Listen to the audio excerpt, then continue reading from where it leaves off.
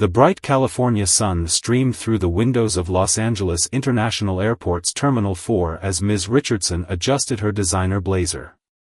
As the CEO of a multi-billion-dollar tech company she'd built from scratch, she was used to turning heads, not because of her success, but because people rarely expected to see a black woman leading one of Silicon Valley's most innovative firms. She'd just wrapped up a successful meeting with potential investors and was headed back to San Francisco. Flying first class was her usual routine, though she never flaunted her wealth. Today, she wore a simple cream blazer, tailored pants, and minimal jewelry. Her natural hair was styled in a sleek, professional updo. As she waited in the priority boarding line, she noticed the subtle glances from fellow passengers.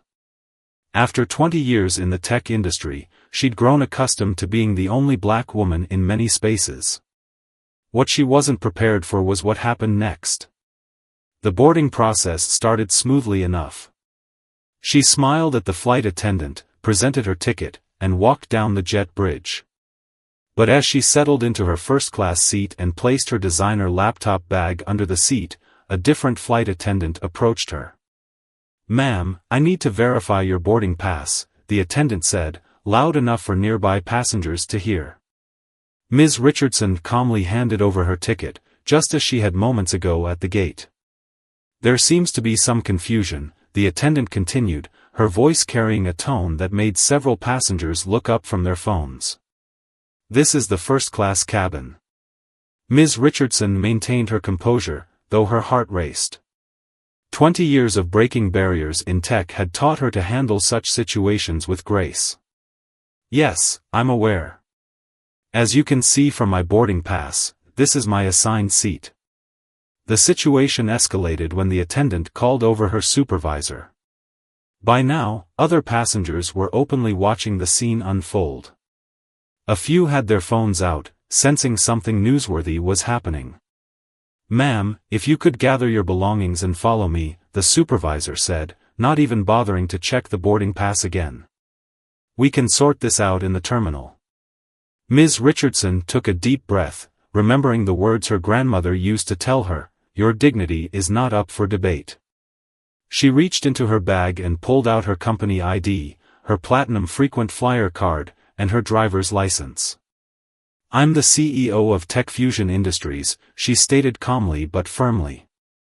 "I've flown this route every month for the past 5 years. I belong in this seat, and I'm not going anywhere." The other first-class passengers began murmuring. An elderly white gentleman across the aisle spoke up, "I've seen her on the cover of Business Weekly. She's absolutely who she says she is." Despite this intervention, the flight crew insisted she deplane. As she gathered her belongings, Ms. Richardson pulled out her phone and dialed her company's legal team. But what happened next would transform this moment of discrimination into a powerful movement for change. Rather than causing a scene, she walked off the plane with her head held high, dignity intact. In the terminal, she pulled out her laptop and began typing. Within an hour, she drafted a plan that would revolutionize corporate travel policies and airline diversity training across the industry. The video of her calm, dignified exit had already gone viral on social media. But unlike many viral moments that fade away, Ms. Richardson was about to turn this incident into a catalyst for lasting change. She wasn't just fighting for herself, she was fighting for every person who'd ever been judged by their appearance rather than their character. As she booked a seat on a different airline, her mind was already racing with ideas. This wasn't going to be just another news story about discrimination. She was going to use her position, her resources, and her experience to ensure this became a turning point in how airlines treated all passengers. Little did the flight crew know that their actions that day would lead to one of the most significant transformations in airline industry history, spearheaded by a woman who turned humiliation into triumph. The story was just beginning, and Ms. Richardson's response would prove that true power lies not in how you're treated, but in how you choose to respond to injustice. In the hours following the incident, Ms. Richardson sat in the airport's executive lounge, her fingers flying across her laptop keyboard. Instead of letting anger consume her, she channeled her energy into action. Her phone buzzed continuously with calls from major news networks, but she had a different strategy in mind. The video of her dignified exit had already reached millions of views across social media platforms.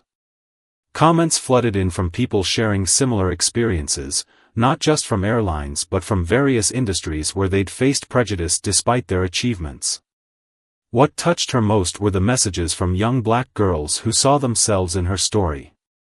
"Your composure inspired me," read one message from a young business student. "I've been afraid to pursue my dreams because of situations like this, but watching you handle it with such grace gave me hope." As she read these messages, Ms. Richardson remembered her own journey. 20 years ago, she'd started Tech Fusion Industries in her garage with just a laptop and a vision. She'd faced countless moments of prejudice, investors who wouldn't meet with her, clients who assumed she was the assistant rather than the CEO, and colleagues who dismissed her ideas until a male executive repeated them. But now, she had resources, influence, and a platform. She opened a new document and began drafting what would become the Dignity in Travel initiative.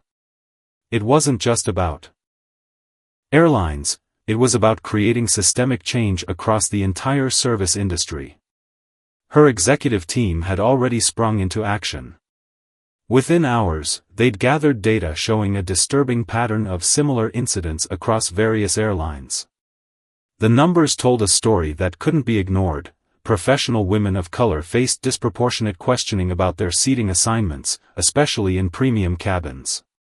As evening approached, Ms. Richardson finally boarded her flight to San Francisco. This time, on a different airline, the crew recognized her immediately, not from the viral video, but from her numerous speaking engagements about technology innovation. The contrast was striking.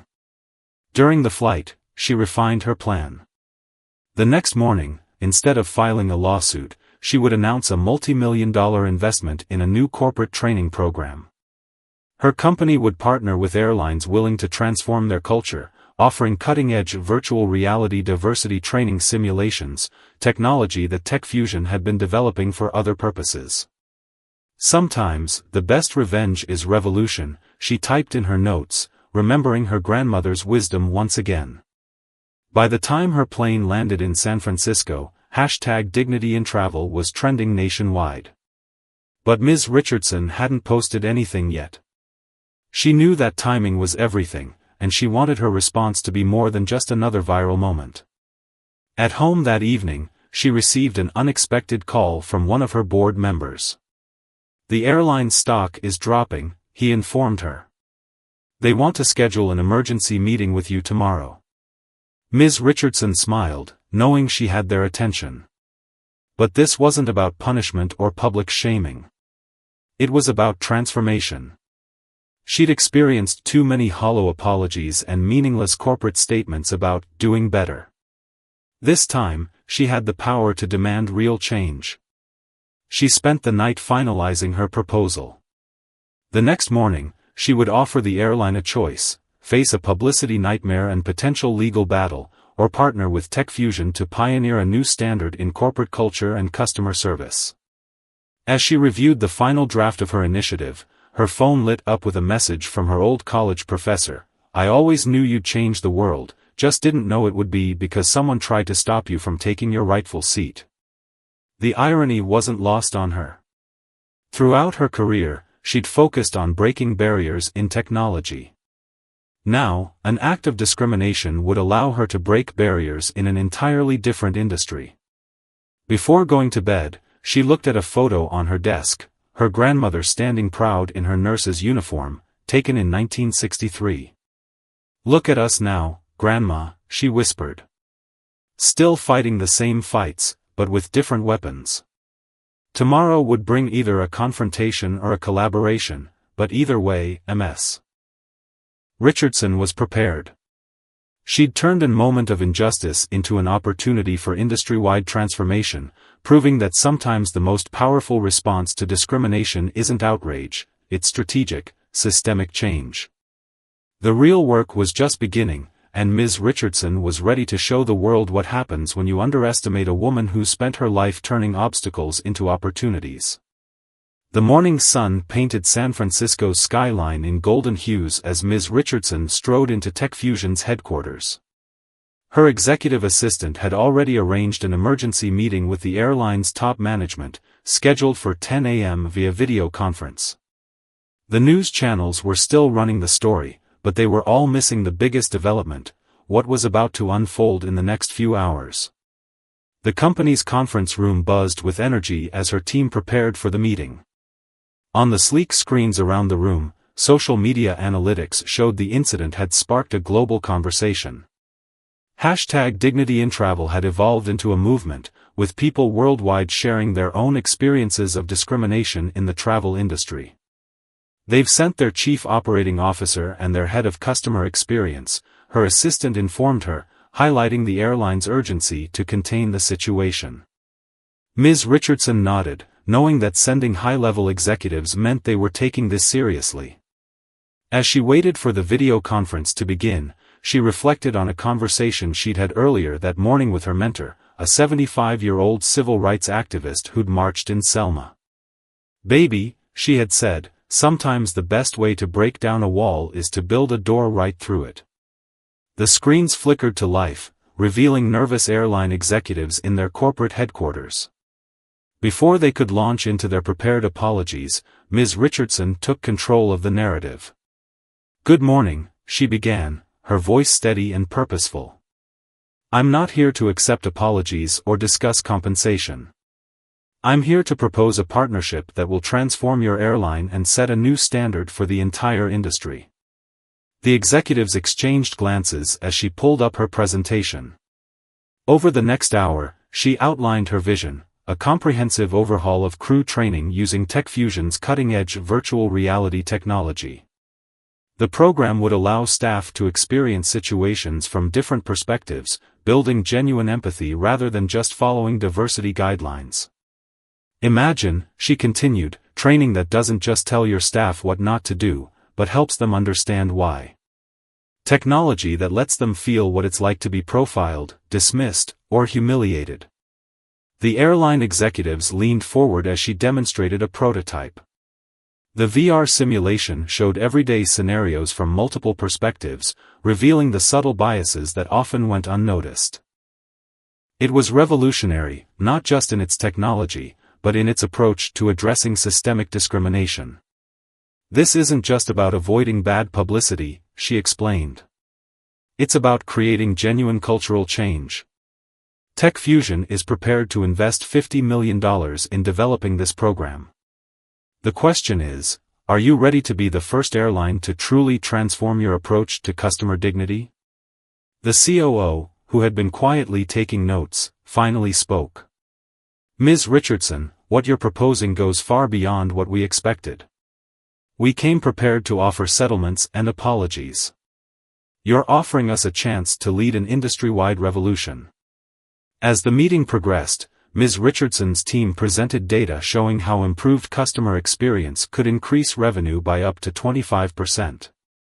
The numbers were compelling, but it was the human element that truly captured the executive's attention. "Every person who steps onto your planes carries their own story," she said, her voice passionate but controlled. "They carry their hopes, their dreams, and yes, sometimes their scars from past discrimination. Your crew members aren't just managing flights, they're handling human dignity." By the meeting's end, the airline executives weren't just agreeing to implement her program, they were eager to be part of this transformation. The signing of the preliminary agreement was scheduled for the following week, with a joint press conference to announce the initiative. As the screens went dark, her team burst into applause. But Ms. Richardson was already focused on the next phase. This wasn't just about one airline or one incident. She was laying the groundwork for an industry-wide revolution. Later that afternoon, as she walked through the office, she overheard two young interns discussing the viral video. "That's why she's a billionaire," one whispered. "She doesn't just solve problems, she transforms them into opportunities." Ms. Richardson smiled, remembering how far she'd come from the days when she could barely afford a bus ticket, let alone a first-class seat. Now she was using her position to ensure others wouldn't face the same barriers she had overcome. That evening, as she prepared for a series of media interviews, her phone buzzed with a text from her grandmother. "You didn't just take the high road, baby. You paved it with gold and invited others to follow." The real work was just beginning. Tomorrow, she would start assembling a task force of diversity experts, tech innovators, and airline industry veterans. This wasn't just about creating new training programs, it was about fundamentally changing how the travel industry viewed and valued human dignity. The incident that was meant to humiliate her had instead become the catalyst for her most important work yet. As she looked out over the city lights, Ms. Richardson knew that sometimes the biggest victories come disguised as moments of defeat. The news of TechFusion's partnership with the airline spread like wildfire through the industry. Over the next few weeks, Ms. Richardson's schedule became a whirlwind of meetings, presentations, and interviews. But today was different. Today was the official launch of the Dignity in Travel initiative at TechFusion's Innovation Center. The auditorium was packed with journalists, industry leaders, and civil rights activists. The air buzzed with anticipation as Ms. Richardson prepared backstage. She adjusted her signature pearl necklace, a gift from her grandmother on the day she launched her first startup, and took a deep breath. 5 minutes, Ms. Richardson, her assistant whispered, handing her a tablet with the latest statistics. 3 other major airlines had already expressed interest in implementing her training program. The movement she'd started was gaining momentum faster than anyone had anticipated. As she walked onto the stage, the spotlights illuminated her path. The same confidence that had helped her stay calm during the airplane incident now radiated from her presence. The audience fell silent, eager to hear from the woman who'd turned discrimination into innovation. "Good morning," she began, her voice clear and powerful. 3 weeks ago, I was asked to leave my first-class seat because someone decided I didn't look like I belonged there. Today, I'm not here to talk about that incident. I'm here to show you how we're going to ensure it never happens to anyone else." The lights dimmed as she demonstrated the virtual reality training program. On the giant screens behind her, the audience watched as airline staff members experienced scenarios from different perspectives. The technology was groundbreaking. Users could feel the subtle weight of prejudice, the sting of dismissal, the frustration of being judged by appearance rather than merit. "This isn't just sensitivity training," she explained, moving across the stage with purpose. "This is empathy engineering. We're using technology to bridge the gap between understanding discrimination and experiencing it." The presentation shifted to show real-time feedback from the pilot program. Flight attendants who'd gone through the training shared their experiences. One testimonial particularly stood out. "I thought I understood bias, but experiencing it through this program opened my eyes. It's changed how I interact with every passenger." As she moved to the next part of her presentation, Ms. Richardson noticed a familiar face in the audience, the flight attendant from the incident. The airline had sent her as part of their commitment to change. Their eyes met briefly, and Ms. Richardson offered a subtle nod. This wasn't about revenge, it was about transformation. The travel industry has the unique opportunity to set a new standard for human dignity, she continued. Every flight can be a step toward a more inclusive world. Every interaction can reinforce the value of every human being. The numbers spoke for themselves. Early trials showed a 60% reduction in passenger complaints related to discriminatory treatment. Employee satisfaction scores had improved by 40%. The program wasn't just changing behaviors, it was changing hearts and minds. During the Q&A session, a young reporter raised her hand. "Ms. Richardson, you could have sued the airline for millions. Instead, you're investing your own company's resources in this initiative. Why?" Ms. Richardson smiled, remembering her grandmother's words about dignity. "Because lawsuits end with settlements, but innovation ends with change." We're not just trying to punish bad behavior, we're trying to prevent it. And sometimes, the best way to fight discrimination is to make it obsolete through education and understanding. The presentation concluded with the announcement of a scholarship program for underrepresented groups in aviation and technology. Ms. Richardson was building more than just a training program, she was creating a pipeline for diverse talent to enter the industry at all levels. After the presentation, in a quiet moment backstage, she checked her phone to find a message from her mother. "Baby, you're not just opening doors, you're building new ones where there weren't any before." Later that afternoon, as she walked through the Innovation Center, she passed the wall where they tested the VR simulations. A group of airline executives was experiencing the training firsthand. She watched as they removed their headsets, many wiping tears from their eyes. Understanding had begun to replace ignorance. That evening, sitting in her office overlooking the bay, Ms. Richardson reflected on how far the initiative had come. What started as a humiliating incident had sparked a revolution in corporate training and cultural understanding. Her team was already receiving requests from hotels, restaurants, and other service industries interested in adapting the program. As she prepared to leave for the day, her assistant brought in one last piece of news. The stock price of the airline had risen 15% since announcing their partnership with TechFusion. It was proof that doing the right thing could also be good for business. Tomorrow would bring new challenges and opportunities, but tonight, Ms. Richardson allowed herself a moment to appreciate how far they'd come.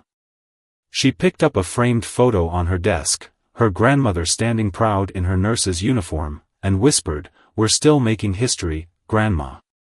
Just in a different way." The sun set over San Francisco Bay, casting a golden glow through her office windows.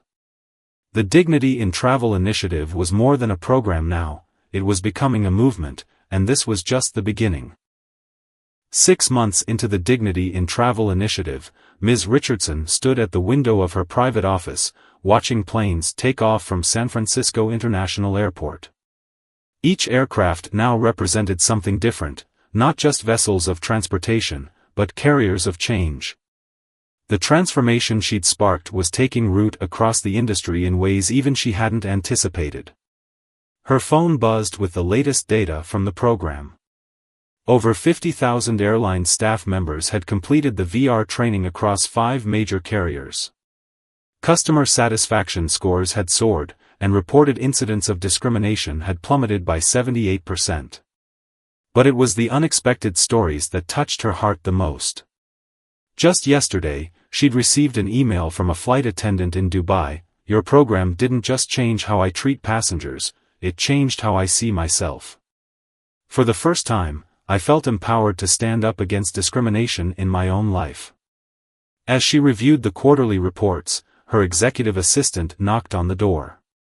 "The Girl Scouts are here for their tour," she announced. Ms. Richardson smiled, remembering her own days as a young scout, dreaming of changing the world while selling cookies door to door. The group of 30 young girls, mostly from underprivileged neighborhoods, filed into the Innovation Center. Their eyes widened at the sight of the cutting-edge technology, but what caught their attention most was Ms. Richardson herself, a living example of what they could become. "Before we start the tour," she said, gathering them around, "I want to tell you about a little girl who once sat where you're sitting. She was told she didn't belong in technology, in business, or in first class. But she knew something important, she knew that belonging isn't given, it's claimed." The girls hung on her every word as she shared stories from her journey. She showed them the VR training modules, letting them experience how technology could build empathy and understanding. Their young faces lit up with possibilities they'd never considered before. During the tour, one quiet girl raised her hand. "Ms. Richardson, what do you do when people tell you you're not good enough?" The question took her back to that day on the plane, but also to countless other moments throughout her career. "You prove them wrong with excellence," she replied, "and then you build a ladder for others to climb up behind you." Later that afternoon, she headed to the airport for a different kind of meeting. The airline that had once kicked her off their plane was now implementing the most comprehensive version of her training program. She was flying with them intentionally today, marking a full-circle moment. As she boarded, the crew recognized her, not from the viral video, but from their training sessions. The same flight attendant who had questioned her seating 6 months ago was now a leading advocate for the program. They shared a meaningful look, acknowledging how far they'd both come. During the flight, Ms. Richardson opened her laptop to review the latest expansion plans. The Dignity in Travel initiative had evolved beyond airlines. Hotels, cruise lines, and even retail chains were adapting the technology for their own industries.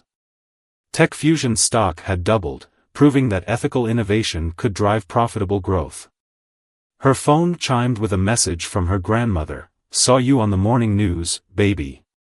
You're not just changing policies, you're changing hearts."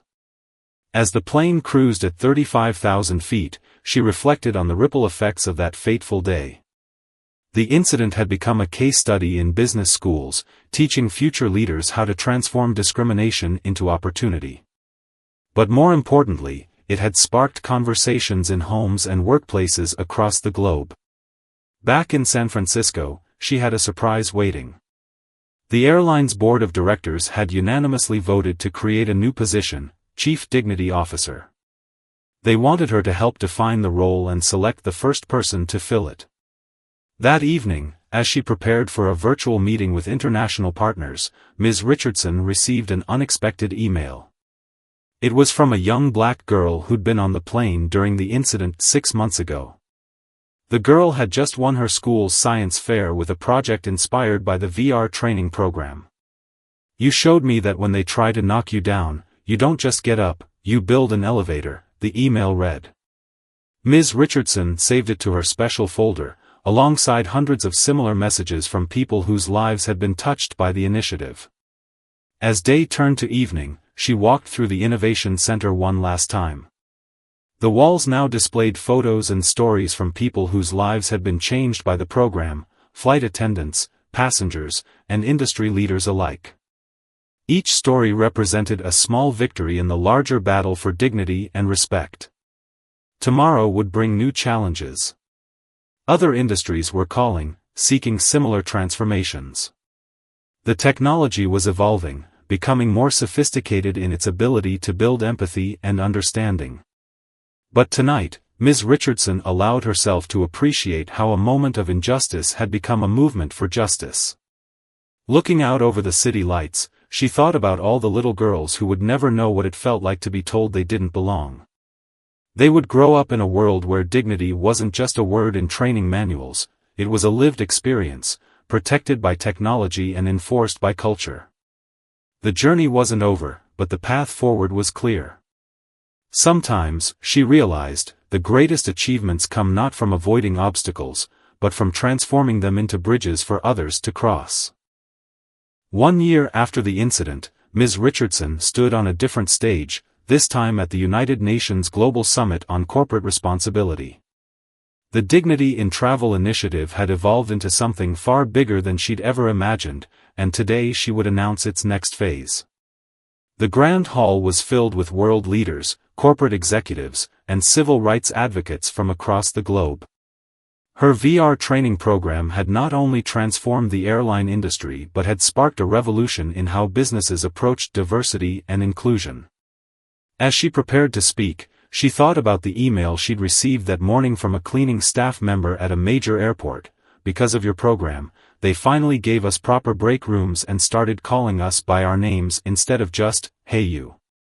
We feel human again." "Distinguished guests," she began, her voice carrying the weight of purpose, "1 year ago, I was asked to leave my seat on a plane. Today, I'm here to tell you how that moment of discrimination helped create a movement that's changing workplace culture worldwide." The screens behind her displayed the statistics: workplace satisfaction up 85% across participating companies, customer complaints down 90%, and employee retention rates improved by 65%. But it was the personal stories that truly captured the audience's attention. She shared the story of a hotel in Dubai that had adapted the VR training for their staff, leading to a complete transformation in how they treated their migrant workers. A cruise line that had used the technology to revolutionize their accessibility services for disabled passengers. A retail chain that had seen record profits after implementing the dignity-first approach. But today, she continued, her voice growing stronger, we're taking this initiative to the next level. I'm proud to announce the launch of the Global Dignity Foundation.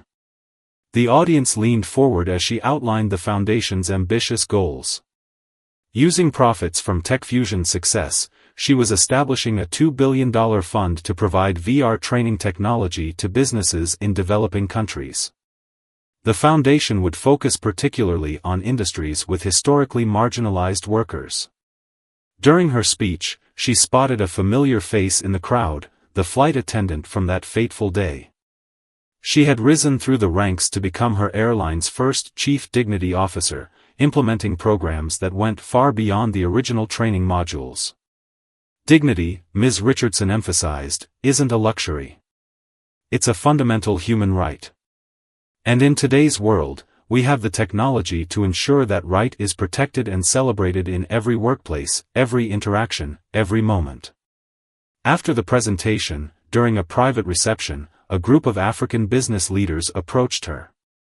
They wanted to implement the program in their country's rapidly growing service sectors. Your technology doesn't just train people, one of them said, it awakens their humanity. Later that evening, in her hotel room overlooking the New York skyline, she received a video call from her grandmother. Baby, the wise woman said, her eyes twinkling, you didn't just change how they treat us, you changed how they see us. The next morning, as she prepared for a series of meetings with international partners, her assistant brought in the latest impact report. The numbers were staggering, over 1 million workers trained, hundreds of companies transformed, and countless lives touched by the ripple effects of dignity-first practices. But it was a small note attached to the report that caught her attention. It was from a janitor at TechFusion. Before your program, people walked past me like I was invisible. Now they look me in the eye and say good morning. That's what dignity feels like. As she headed to her first meeting, she passed a group of maintenance workers in the hotel corridor. They smiled and greeted her by name, a small but significant sign of the cultural shift her program had inspired. Every interaction, no matter how brief, now carried the weight of human dignity. The afternoon brought a surprise visit from a delegation of airline CEOs. They weren't there to discuss business, they wanted to thank her. Their companies had seen unprecedented growth since implementing the Dignity Initiative, proving that ethical business practices could drive profitable success. You've shown us that dignity isn't just a moral imperative, one CEO said, it's a business advantage. As the day drew to a close, Ms. Richardson reviewed the plans for the Foundation's first international project. They would begin in Southeast Asia, working with textile factories to implement dignity-based practices throughout the supply chain. The goal wasn't just to improve working conditions, it was to transform how workers saw themselves and how management valued their humanity. Looking out over the city lights, she thought about how far they'd come from that moment of humiliation on the plane. What had started as a response to discrimination had grown into a global movement for human dignity. Her phone buzzed with a message from a young entrepreneur in Kenya. Your story taught me that success isn't just about proving them wrong, it's about making it right for everyone who comes after. Tomorrow would bring new challenges and opportunities, but tonight, Ms. Richardson allowed herself to dream even bigger. The Global Dignity Foundation wasn't just about training programs or technology, it was about fundamentally changing how humans treated each other in the workplace and beyond. As she prepared for bed, she smiled at her reflection in the window.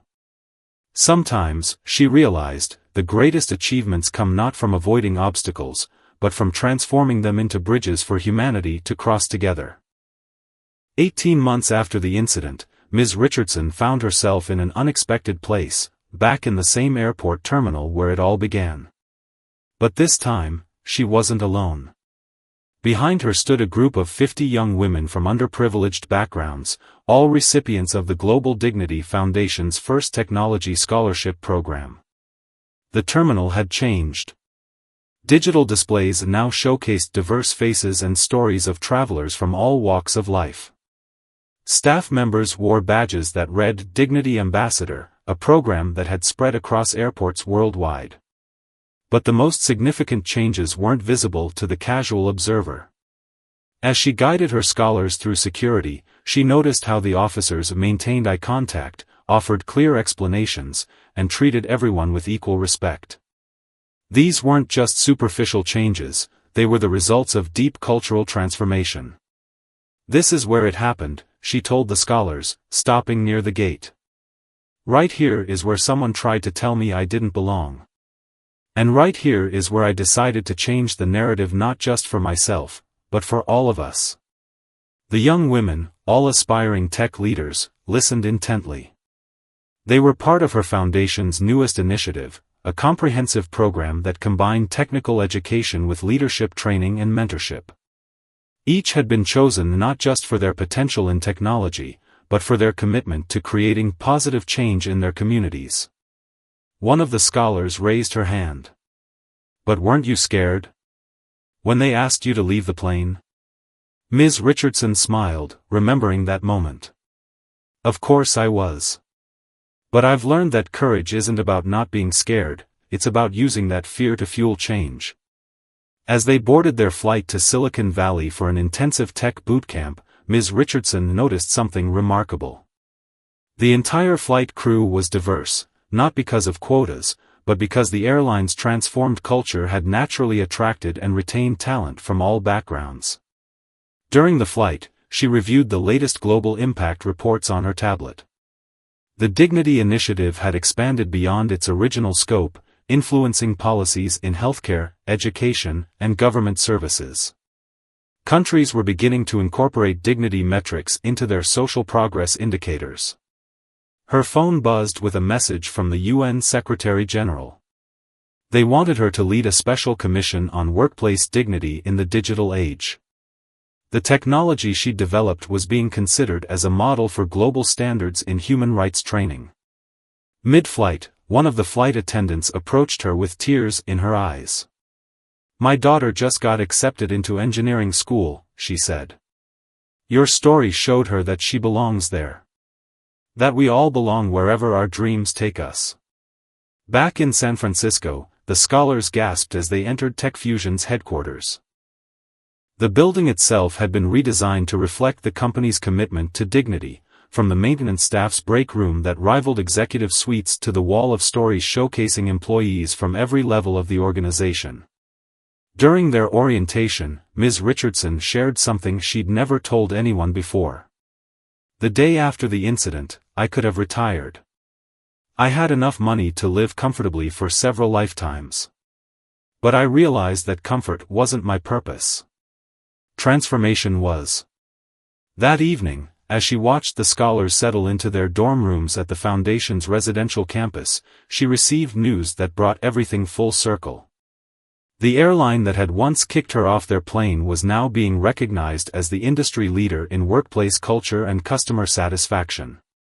Later, during a quiet moment in her office, she opened an email from her grandmother. Attached was a black and white photo of her great-grandmother, a domestic worker who'd faced daily indignities with quiet strength. "She would be so proud," the message read. "You've turned her struggles into everyone's triumph." The next morning, as she prepared for a board meeting, her assistant brought in a peculiar request. A group of prison wardens wanted to adapt the dignity training for correctional facilities. They'd seen how the program had transformed other institutions and believed it could revolutionize the criminal justice system. This was exactly what she'd hoped for, the ripple effects of dignity spreading to every corner of society. The technology they developed wasn't just changing how people behaved, it was changing how they saw humanity itself. During lunch with her scholars, one young woman asked about the future. "What's next, Ms. Richardson? What more is there to do?" She looked around the table at their eager faces and saw reflections of herself, not just as she was now, but as she'd been 20 years ago, full of dreams and determination. "Everything," she replied. "We've only just begun to understand what's possible when we put dignity at the center of innovation." As the day drew to a close, she received a call from her old mentor, the civil rights activist. "You know what makes me proudest?" he said. "You didn't just fight discrimination, you made it obsolete through innovation." Standing at her office window, watching the sun set over San Francisco Bay, Ms. Richardson reflected on the journey. What had started as a moment of humiliation had become a global movement for human dignity, touching lives in ways she'd never imagined. Her phone buzzed with another message, this time from the flight attendant who'd asked her to leave the plane 18 months ago. She was now leading the airline's community outreach program, using her own experience to teach others about the power of transformation. Tomorrow would bring new challenges and opportunities, but tonight, Ms. Richardson felt a deep sense of purpose. The scholars sleeping in their dorms, the employees heading home to their families, the countless lives touched by the Dignity Initiative, they were all part of a larger story of transformation.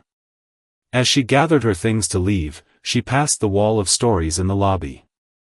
Among them was a simple phrase that had become the foundation's motto: dignity isn't given, it's recognized, respected, and revolutionized. 2 years after the incident, Ms. Richardson stepped onto a private jet, her own this time, but not for the reasons most would expect. Tech Fusion had just completed its most ambitious project yet, a global network of dignity innovation centers, and she was embarking on a world tour to inaugurate each one. The first stop was Lagos, Nigeria, where hundreds of young tech enthusiasts waited to greet her. The center there would focus on developing dignity-centered solutions for the rapidly growing African tech sector.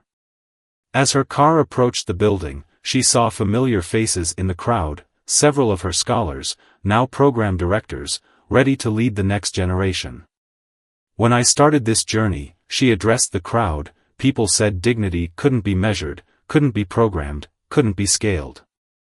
Today, we're proving that dignity isn't just measurable, it's transformative." Inside the center, she witnessed something remarkable. Local developers were creating adaptations of the VR training program that incorporated cultural nuances specific to their communities.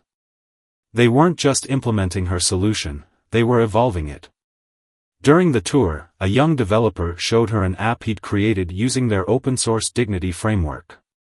It helped small business owners implement dignity-based practices without requiring expensive technology. "You gave us the foundation," he explained, "but we're building our own houses on it." Back on her jet that evening, flying to the next center in Mumbai, she reviewed the latest global impact report.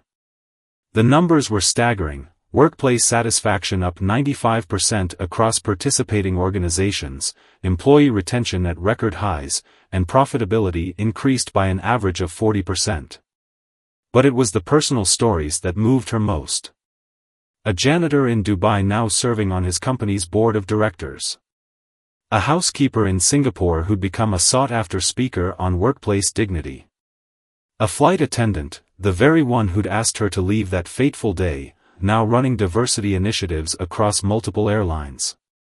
In Mumbai, she found thousands of tech workers gathered outside the new center. Many held signs reading, "Dignity is our code," in different languages. The movement had taken on a life of its own, evolving beyond what she could have imagined. During her speech, she shared something she'd never revealed before. The hardest part wasn't being asked to leave that plane, she told the crowd. The hardest part was deciding how to respond. "I chose to respond with innovation rather than anger, with creation rather than destruction." The next few weeks took her to centers in Sao Paulo, London, Sydney, and Tokyo. Each location had its own focus: artificial intelligence ethics in London, supply chain dignity in Sao Paulo, accessible technology in Sydney, and workplace automation dignity in Tokyo. But it was the last stop that meant the most, a return to that first airport where it all began. The terminal had been transformed into a living museum of the dignity movement, showing how a single incident had sparked a global revolution in human interaction. As she walked through the terminal, a group of flight attendants approached her. They weren't there to question her belonging, they were there to thank her. Their lives had been transformed not just by better working conditions, but by the dignity they now felt in their profession. Later that evening, in her office overlooking the San Francisco skyline, she received an unexpected visitor, her grandmother, now 92, insisting on delivering her message in person. "Baby," she said, holding Ms. Richardson's hands, "you didn't just open doors, you built new rooms where everyone has a seat at the table." The next morning, during a global video conference with all the center directors, she announced the initiative's next phase. The Global Dignity Foundation would now focus on embedding dignity principles into artificial intelligence and automated systems, ensuring that as technology evolved, human dignity remained at its core. "We're not just creating programs," she told them. "We're coding dignity into the future of human interaction." As the day drew to a close, she received news that brought tears to her eyes. The airport where the incident occurred had been renamed the Richardson Terminal of Human Dignity. But more importantly, it had become a model for airports worldwide, known for its culture of respect and inclusion. Looking out over the city lights, Ms. Richardson reflected on how far they'd come. The incident that was meant to diminish her had instead amplified her ability to create change. She'd turned a moment of indignity into a movement of dignity that was reshaping the world. Her phone buzzed with a message from one of her original scholars, now running the Lego Center. "You taught us that true success isn't measured by how high you climb, but by how many people you lift up with you." As she prepared to leave for the day, she passed the wall of stories in the lobby. Among the thousands of testimonials, one simple message stood out: "Thank you for showing us that dignity isn't just a right, it's a revolution." The security guard smiled warmly as she walked out, calling her by name. In that simple interaction was everything she'd fought for: recognition, respect, humanity. The journey hadn't ended. In many ways, it was just beginning. But she had shown the world that when you respond to discrimination with innovation, you don't just change policies, you transform humanity. Looking up at the stars, Ms. Richardson smiled, knowing that somewhere, on a plane, in an airport, or in an office, someone was being treated with dignity because she had chosen to transform a moment of humiliation into a movement of hope. And that, she realized, was the greatest success of all.